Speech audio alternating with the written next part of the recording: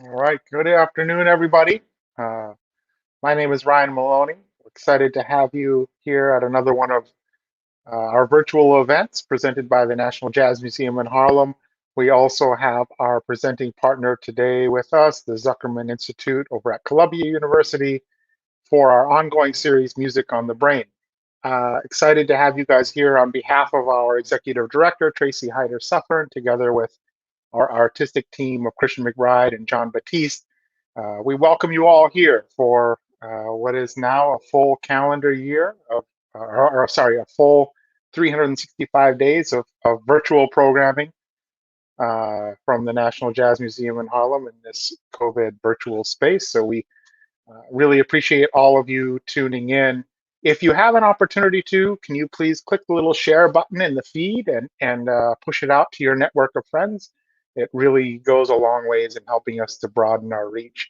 This series in particular looks at some really interesting intersections between the brain and neuroscience and music and art and creativity and all kinds of really exciting things. So we know that all of your friends out there would love to learn a little bit more about this program. I want to take a minute to just acknowledge our partners over at the Zuckerman Institute, Paula Croxton, Alyssa Mayer, and Lisa Din, who without them, this program would not happen. They're instrumental in making all this happen. And I want to introduce our host for the program and our curator, Helen Sung, who was an artist in residence at the Zuckerman a couple of years ago, which helped kick off this program. Helen, an incredible piano player and band leader and composer, and recently was featured on Jazz Night in America on NPR. So if you haven't checked that out, please do so. So I'm gonna bring Helen in here. Let's see here. If I click this, it should work. Hi, Helen. Hi, Ryan. Thank you so much for that really awesome introduction. I can't believe 365 days of virtual programming. Yeah, it's been my last day at the museum was March 13th. So Wow. yeah, and we were able to transition within the first 2 weeks. We were able to transition to some online programming. So we're excited. And this program we're well into our second year. So I just want to thank you so much for everything you've brought to the program. I'm gonna bow out and we'll get things going. Well, thank you. And, I just have to thank organizations like the Jazz Museum, National Jazz Museum, all these different presenters that have found a way to just really turn on a dime really quickly and keep artists making music and sharing music. And of course, to the Zuckerman Institute for their support in all things science and tech too. For me personally, um, just so grateful and very excited about today's program. I love how I'm able to explore just how we experience the world, right? Through music, through our senses, different points of connection. And today we're going to primarily focus on visual perception and how it's so closely tied with um, what we hear, what we see, and what we hear. The relationships. And so I usually start off with a piece of music. We're going to do something a little bit different. We're going to have a visual slideshow to go along with the music that I'm going to play. So we can cue that up. And the song that I'm going to be playing with, these are images that I took of a place in New Paltz, a little north of the city, called the Mohonk Mountain House. And the song I'm going to play is an old jazz standard called On a Clear Day. And the lyric goes, "You can see forever." So welcome to I See Music.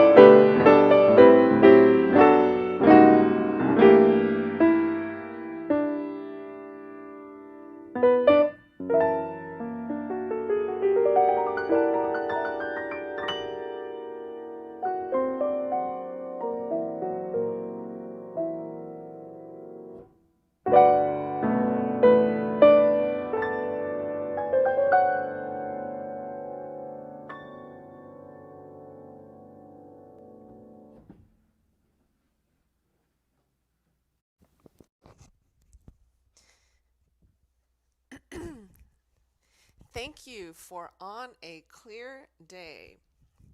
So, as I said before I played the piece, I think what we see, what we hear, closely tied together. From my time at the Zuckerman Institute, I was very excited to find out that music engages our whole brain in a very comprehensive way, like few other things. And actually, the visual part of our visual cortex, where what we see is processed and made into what we see, that mystery, is one of the most strongly affected parts. So, um, I really, before we bring in our guest scientist, I also just want to just put think about that theme of what we see and what we hear, and especially in terms of music, because a lot of times when uh, I talk to people about concerts, they were like, "Oh, I went to see so and so play. I went to see," and so I think that's interesting because I think what we see and what we hear closely affected. So we have somebody today who can tell you about stuff like this, discuss in greater depth. And he's so smart. His research is so amazing. And we're just so pleased to have, please welcome Ling Baihan, PhD candidate at the Zuckerman Institute, to our StreamYard stage. And thank you so much for joining us today. Oh, Helen, I have to say that the intro music is beautiful. And you know that because my cat, she's already falling asleep like during the background, and she has the biggest ear. So yeah. Well, that's so funny because most of the time when we play a concert and people fall asleep, we get upset. But I guess with a cat, it's good that it's not irritating the cat, right? Yeah. Yeah. Thank you. Okay. Well, first of all, thank Mhm. you for being here. And I would love for you to share your story about where you're from and how you came to be doing what you're doing today. Okay. Well, hi everyone. I'm Baihan, and it's a great honor to be invited to this amazing event. Thanks for having me, Helen, and also the National Jazz Museum. So my journey in neuroscience actually starts when I was in middle school. So I grew up in China, and as you might imagine, the school is very stressful. And I remember during my 8th grade, one of the friends around me actually committed suicide. So In it was eighth very, grade? yeah. Oh my God. Ugh. Yeah, so it was very sad and actually made me think that the minds are so complicated, and perhaps if I can better understand how the mind works, I can potentially help more people in need. So I actually started a book, like a psychology book club in the high school, where everyone can actually share like psychology knowledge each week. And I also joined the peer mental consulting services. Then Wow. later on, during the college, I studied psychology and applied maths in the computational neuroscience program in the University of Washington at Seattle, because I actually believe in the power of technology to actually solve the mission critical issues in the society, like the mental health. Mm. And I think that because the psychology and neuroscience, they are actually pretty ancient fields for over 100 years, and and they might benefit a lot from the recent advancement in the engineering fields, like the computer science, artificial intelligence, and also mathematics. So now here I am. I'm currently a PhD candidate at Columbia Universities, and to continue my pursuit and I'm very fortunate to work with top-notch researchers in the field to solve neuroscience with artificial intelligence. Amazing. Because I remember from one of our discussions as we were preparing for this event, you referred to our brains as the human black box, which I thought was a great analogy.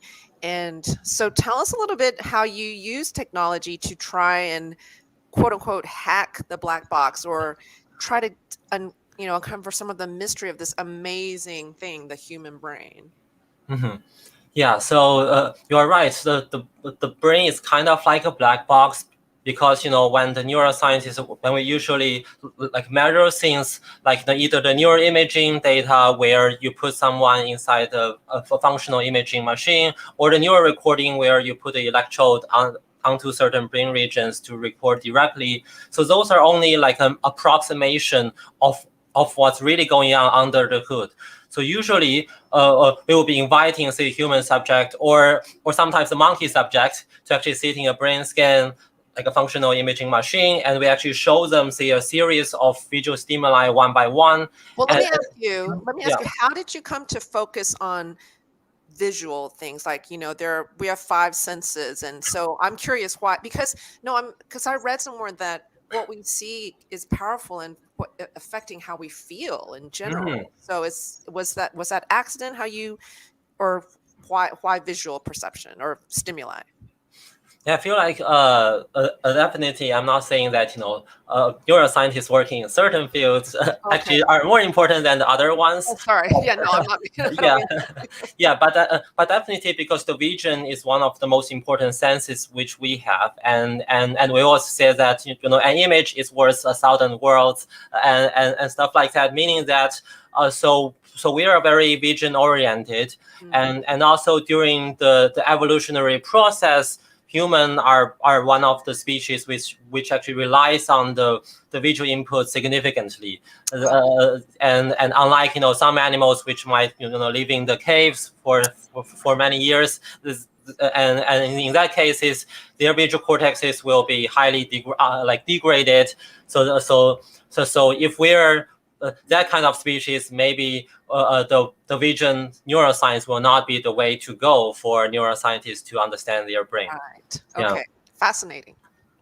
Yeah. So back to what we were talking about. So when we are showing them the visual stimuli, we will be recording their brain response while they are viewing those images.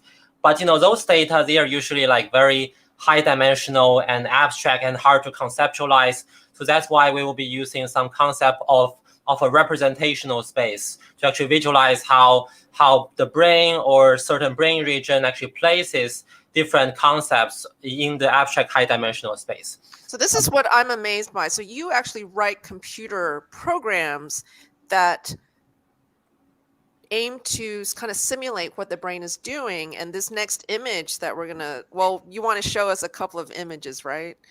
Yes, Alisa, do you mind pulling up the slides?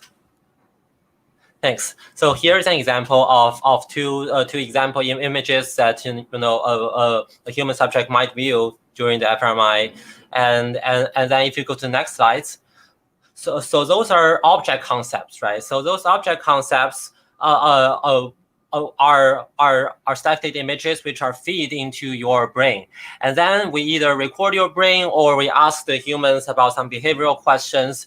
And shown here would be a representational space of the similarity judgment by the human subject. So for instance, given the previous images, we can say how similar is object A, the pineapple, with the object B, a cat.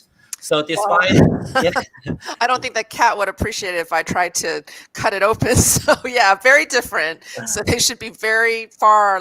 Can we go to the second? So they should be very far apart. Yeah, they're far apart. Yeah, you're right. So although they are actually recorded from a high dimensional space, the similarity between the two concepts, they are very straightforward. So if they are similar, they are proximal to each other on the representational space. If they are not similar, they will be distant from one another. So for instance, if you look at the group of human faces on the bottom left part, they are all clustered together because they all belong to the same class.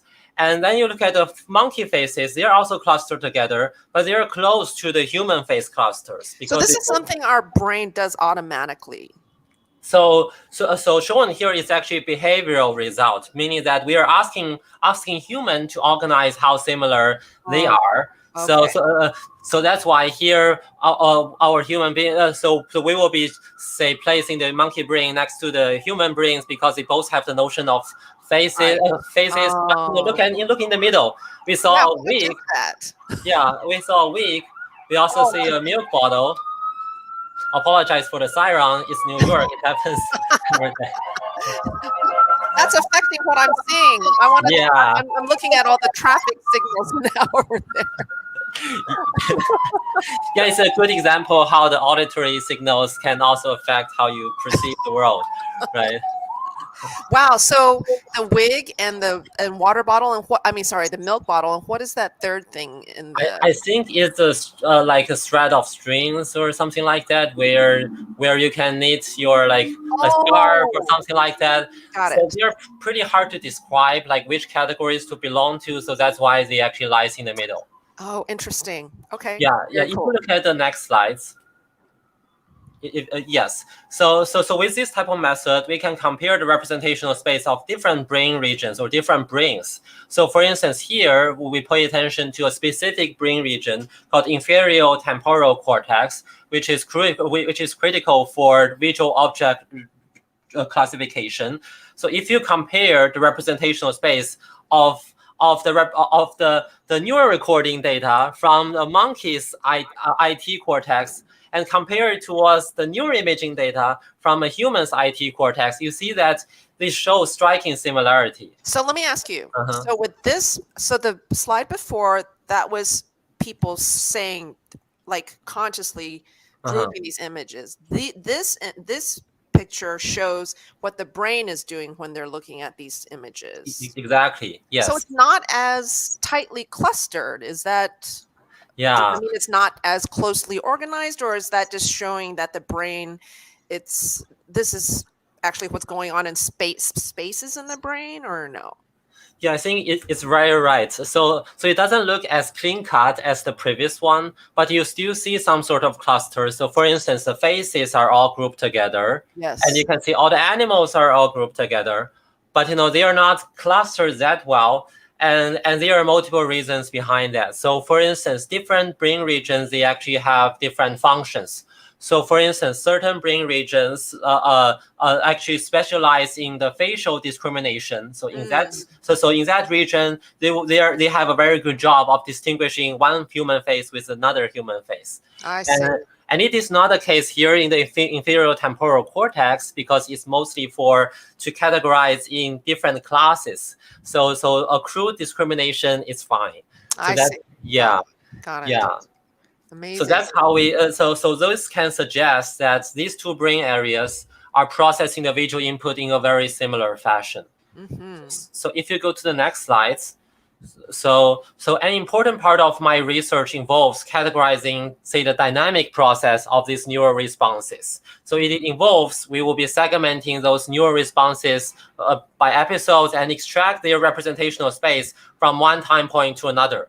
So for instance, shown here are the representational space of a monkey brain evolving over time. So each dot you see on the right, the movie there, each dot is actually the neural response of the monkey's brain of viewing one particular images.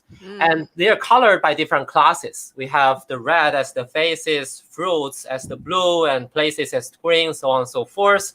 You see that those representational space, they are evolving over time. And we can also visualize them in 3D, where the z-axis is the time. We see that over time, that the categorical information appears to be diverged. And then they all converge later on. So it's this is showing where you actually, this is the monkey brain. This is monkey brain. So at the very bottom of the graph is when they first see it, and then the lines diverging is them categorizing I guess identifying really what they're seeing, right, or understanding what they're seeing. So I'm just curious, why does it converge again near the top?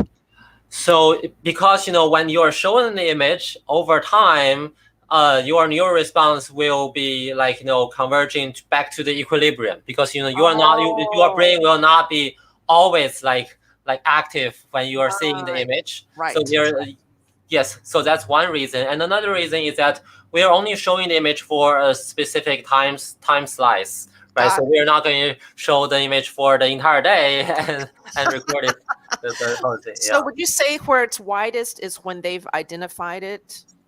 So when they are wide, so when they are more distinct from one another, it is so it's kind of like the peak point where the categorizations are most prominent. And this thing is the result of a computer program that you wrote. Yes. That's amazing to me. Okay. Well, I want to, before we go on to the next slide, because I do want to talk about the next part. I think this would be an interesting place to talk about something, a phenomenon called synesthesia. Uh-huh. I say it wrong.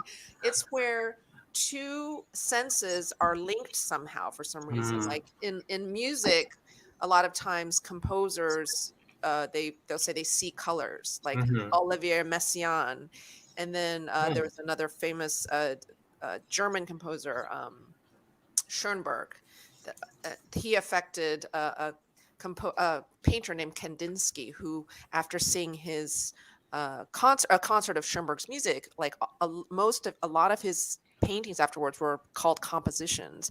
So how does that happen? Like, because I've heard like some people will hear something and they might taste something or smell something. Is that true? Or yeah, I think it is indeed a very interesting topic, the synesthesia, because it also remains one of the open questions in the neuroscience community. So there are actually like different types of synesthesia. So for instance, there are cases where some people, when they're reading some articles or some paragraphs, they actually form some sort of imagery, like patterns, given those lexical meanings. And some of them, when they are like like listening to a certain auditory tune, they feel some type of texture. So even the tactile senses are affected by it as well. So okay, well, one of probably the color that's most associated with jazz, I would say, is the blues. So to our listening audience out there, remember my question of, how does what you hear might affect what you see, from past experience, or what you see might affect how you hear. So I'm going to play a couple of jazz pieces that have to do with the blue color, and one is orange. So just listening, the first one I'll play Blue Monk by Thelonious Monk, and the second piece is called Blue and Green by Bill Evans, and third piece is a piece by Charles Mingus called Song with Orange. So blue, green, orange. Let's see if we, knowing this amazing information and research that we've just heard about, let's see if it affects how we hear these pieces.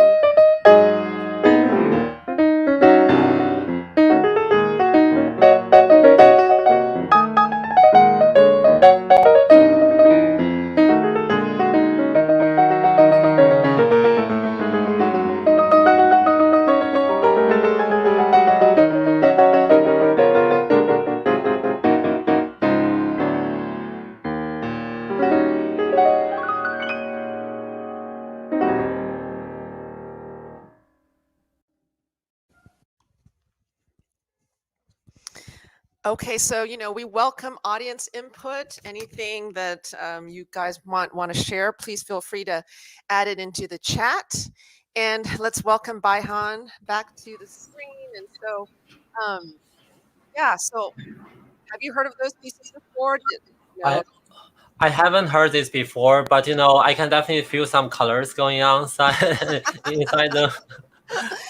That last piece by Charles Mingus, it's interesting. Like, he used the color orange and blue in several song titles. And I was wondering why those two. And I looked it up. Actually, blue and orange are very opposite on the color wheel. So they make each other pop. Whoa. Yeah, like apparently a lot of advertising uses blue and orange. So everybody beware blue and orange. Yeah. So let's talk about, oh, sorry, go ahead. Yeah, I also find, it has a cultural component inside because different color actually means different things in different culture. So That's true. That's true. Because in China, like, I think people wear red at weddings, whereas white is here in the US. They wear white at funerals in China, right? And it's black here. That's interesting. Yeah. Yeah, and also I feel like it's also connected to the synesthesia because, one of the theory behind the synesthesia is that actually there might not be some physiological like anomaly or anything like that. Sometimes people are just finding semantic meanings behind like based on certain sensory input. For instance, some people might have a strong like emotional feeling for certain type of color, and they also have emotional feelings for certain type of, say, auditory tune, something like that. So that's why they happens to have a similar semantic meanings inside their brain. So that's also one hypothesis that people actually come up with. black box, the ultimate black box. Well, let's talk a little bit more about how you write computer programs. Like, I remember, I think this particular scientist he had a mechanical engineering background, but he said something that you said. He said to me that if you can build it, that means you understand it. So I know that's probably simplistic, sorry, but it's in the ballpark. Yeah, actually, I also heard something similar. So it's by the famous physicist Richard Feynman. So he says that what I cannot create, I cannot understand. Yeah. So basically, it is also the similar thing. So we are also trying to, reverse engineering the brain to understand the mechanism behind many neural computations. So do you want to show that amazing slide? Yeah, of course. Yes. Yeah, so basically it is a schematic. So in the long term, what we would want to have is to create, say, a mechanistic model that mimics every brain regions. So recent studies have shown that, say, deep neural networks, which are widely used in many real-world applications, it demonstrates a very similar representational space in the object-related tasks with that of the human brain.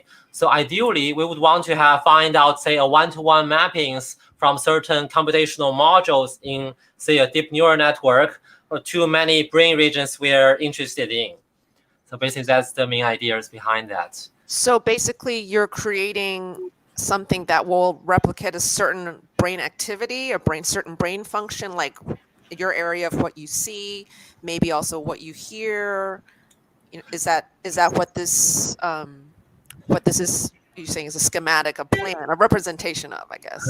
Yeah. So basically, there are two outcomes which can come from this set of methods. So one way would be that how can we develop, say, better artificial intelligence models, which in the real life, right? So despite the fact that in many daily life, we are already relying on those intelligent systems, many systems are very bulky and actually they use a lot of computational resources. But our human brain during the evolutionary process can do a similar task with a similar accuracy or performance with thousands of magnitude smaller resources. So if we can better understand the brain, we can build better AI systems. And on the other hand, now we are also trying to test different type of computational theories for the different brain components.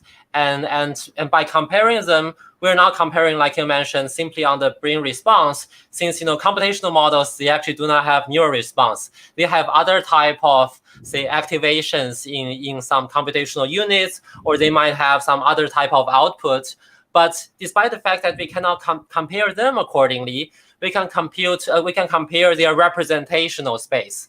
So meaning that when we feed them with the same set of, say, visual images, for instance, I show the humans 10 different images. I can also show an AI model like 10 different images. And then I extract the similarity graphs of all those.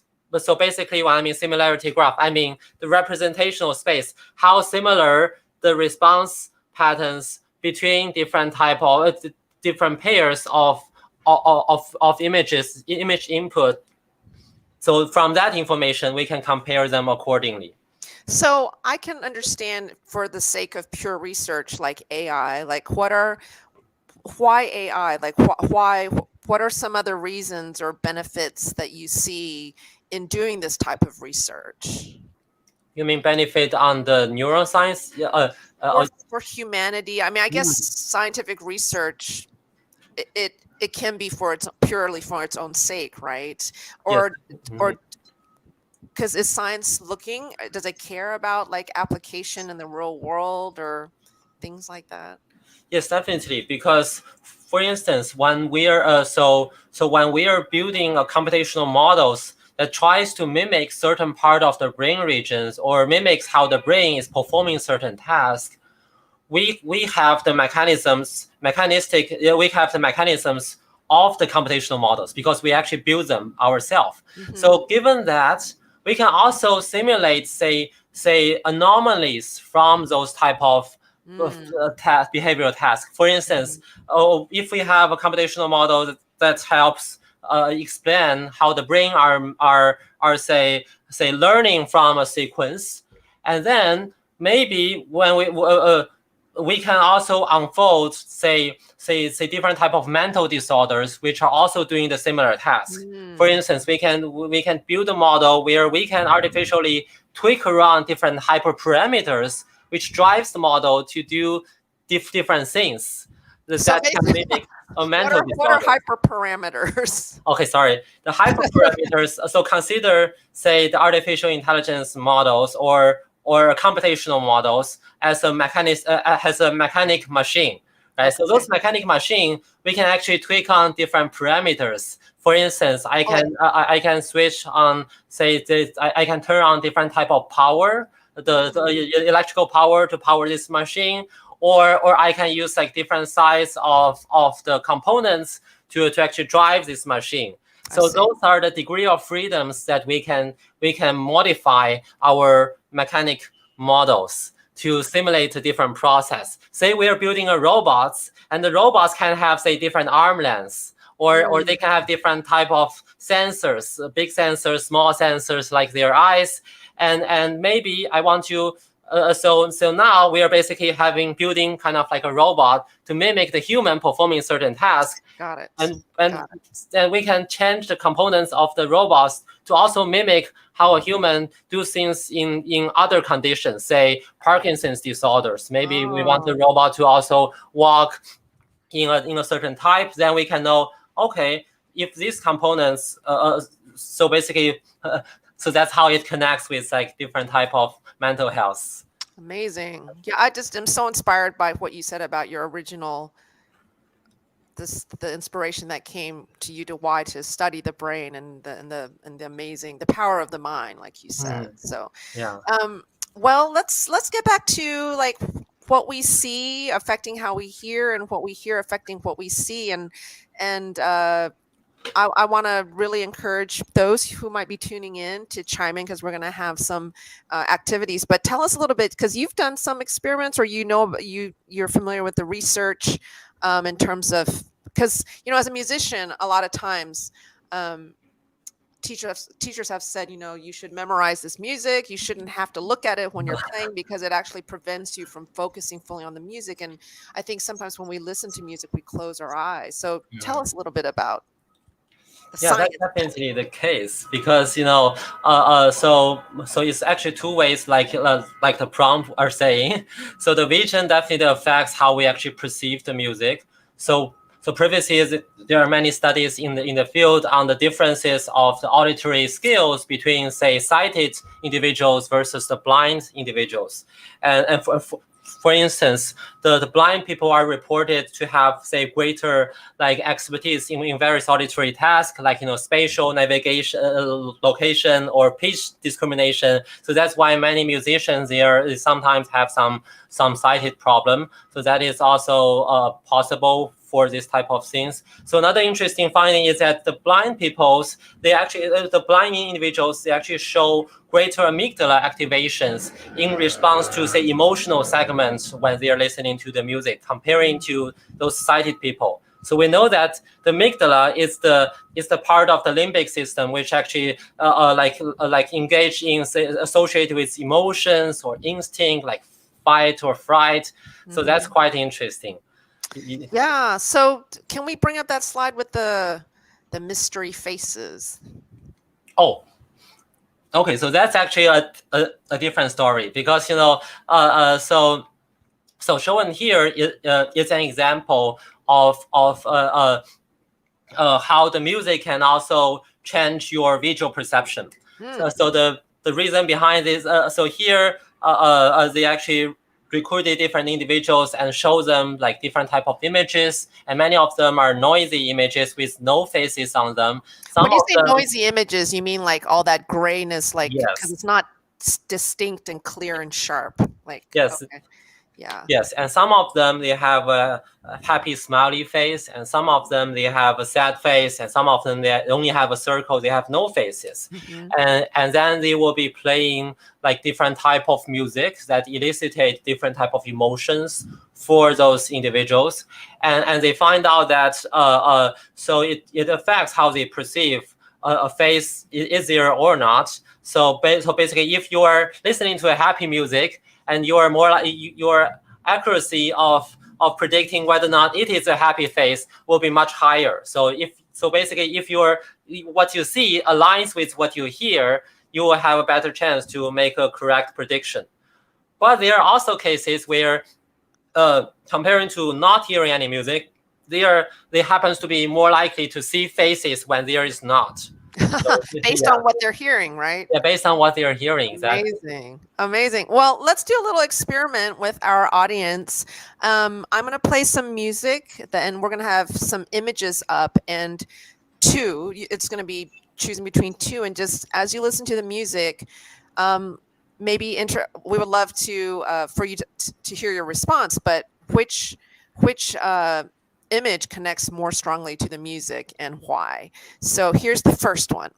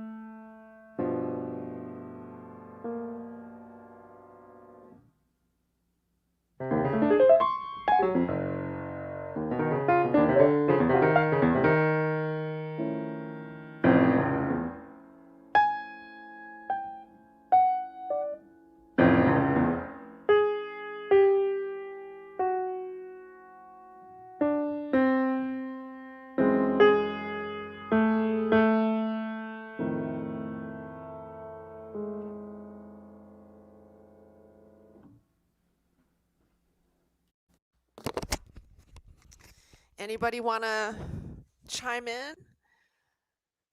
So what you just heard, which image would you associate it more strongly with?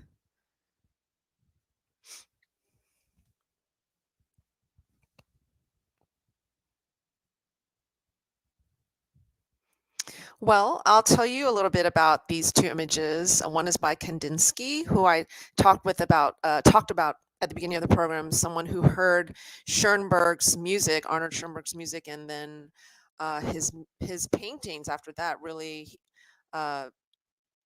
reflected that experience. A lot of them were called composition. Carla Valle, Kandinsky image. Yay, awesome, because the piece that I just tried to play was that first piece. Thank you, Adrian. Yeah, that Kandinsky heard, and it's by Schoenberg, Klavierstück. Yes, at first I thought the Picasso, but the more abstract and fast with music. Yeah, yes, and the Picasso to me is, oh, you guys are sharp. The Picasso to me is very representational. It's obviously a pair. This is probably early in Picasso's career. And the music, Schoenberg was the pioneer of 12-tone music, abstract concepts of music. Okay, wow, y'all are awesome. Let's go to the second set of images.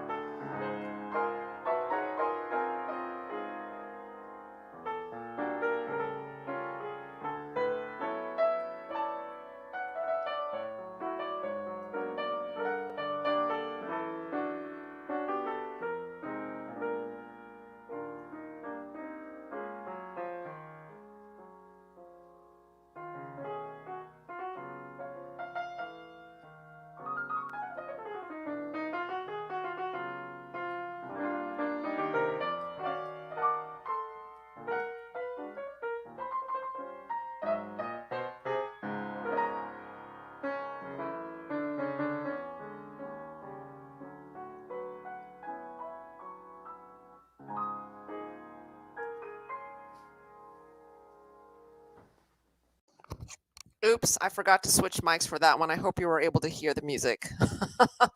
Okay, any thoughts for that selection? Flower, yeah. Very nice. That piece that I played is by Billy Strayhorn, called A Flower is a Lovesome Thing. Okay, I'm going to get this piano mic settled this time. I have to switch back and forth because of the wonderful mysteries of electricity and tech. Okay, here's the third set.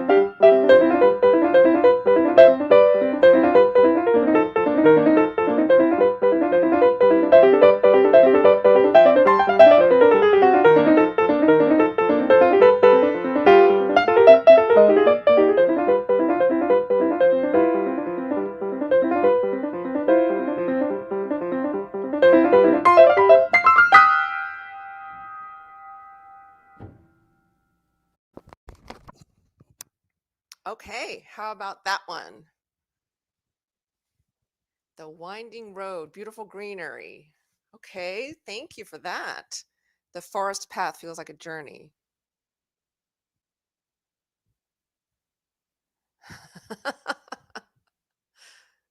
Exploratory, the nature trail. I love it. You know, it's so funny because any more before we. That piece is by Jerry Allen. It's called Feed the Fire. And I actually was thinking the sunset because of the fire.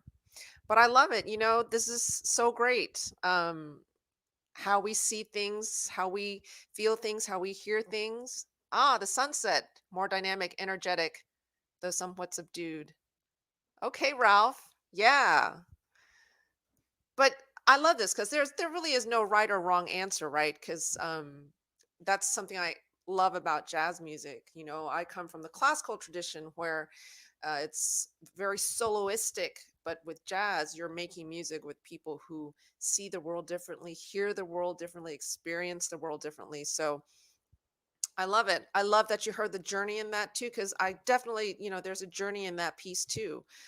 So thank you for sharing your responses. I love it. So let's welcome Baihan back to our StreamYard. And yeah, so let's talk a little bit more about the AI.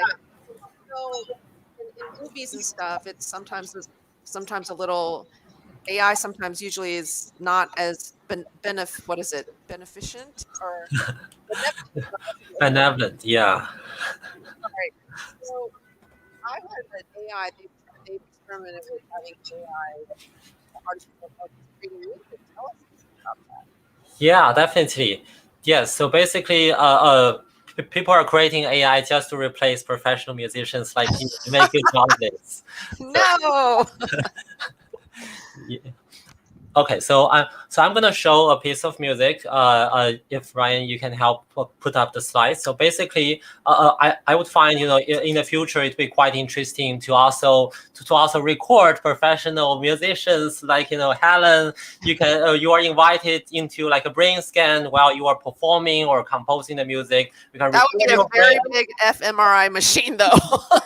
Exactly. Oh, there'll be caps in the future that we just wear, right? Okay, sorry. Yes. Go ahead.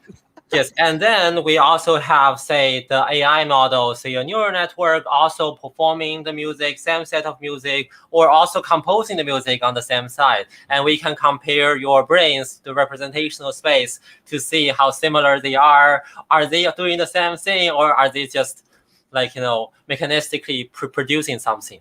So let's leave to the audience to actually decide. So shown here is actually an AI model by the Google where they actually trained on a bunch of data sets. Basically it was trained on over 1,000 pieces of professional, skilled pianists in the Yamaha competitions, and then it somehow learns to perform the music and compose on the side with expressive timing and dynamics.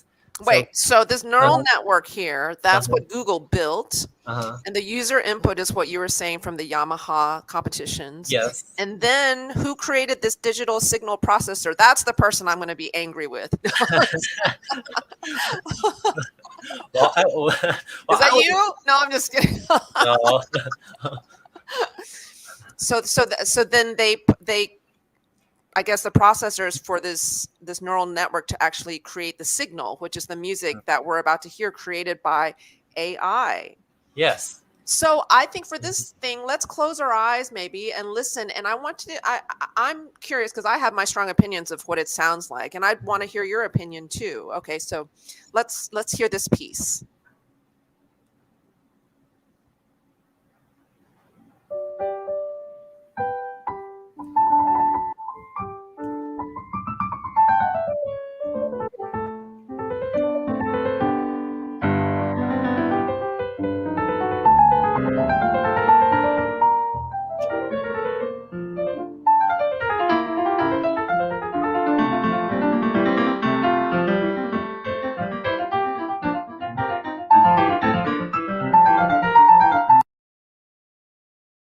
So Baihan, I want to hear what you think about that as you listen to it. Well, I feel like it has some local characteristics of what the human pianist will be playing, but it definitely because they are actually outputting random sequences, so there's no input inside this trained model. So that's why it's definitely like some, say, long-term coherence where human composers would be having, say, a story in mind. Maybe I want to create a storyline and I want to have some sort of peak in the middle. I'm not seeing that in the current level of AI yet. Well, to our listeners in the audience, if you hear, we would love to hear your comments on what you just heard. But I really agree with you, Baihan. I think the word random is what I would choose. There's needs more dynamic variation. Yeah, and it's also like they'll start an idea but not continue it, and they'll go on to something else, and it all sounds right, but not quite. So you are still safe. Thank you for hopefully another 100 years at least. Okay, so thank you. I mean, this has been such an amazing time just talking with you, and I'm very excited. Like, I think this is the first time where our guest scientist also contributes artistically. We're going to end the program with some photographs that Baihan took. Baihan is a budding photographer. I think this is from the first roll of film you've ever developed. Yes. Which is super cool.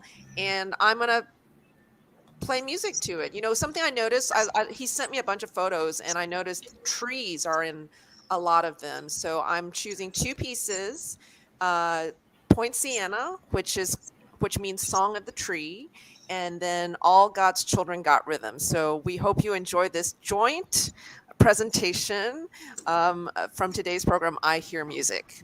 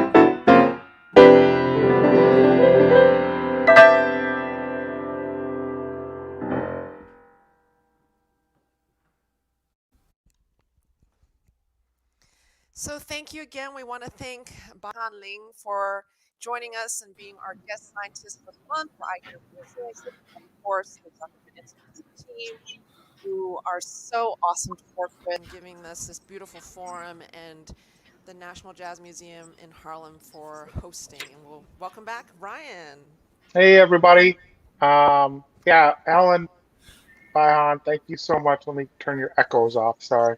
Um, yeah, thank you guys so much. Again, another program that just opens up all kinds of new ways of thinking about, not only the music, but our brains and how our brains are so complex. And, when you were talking about the, measuring brain activity while you're creating music, you may have seen uh,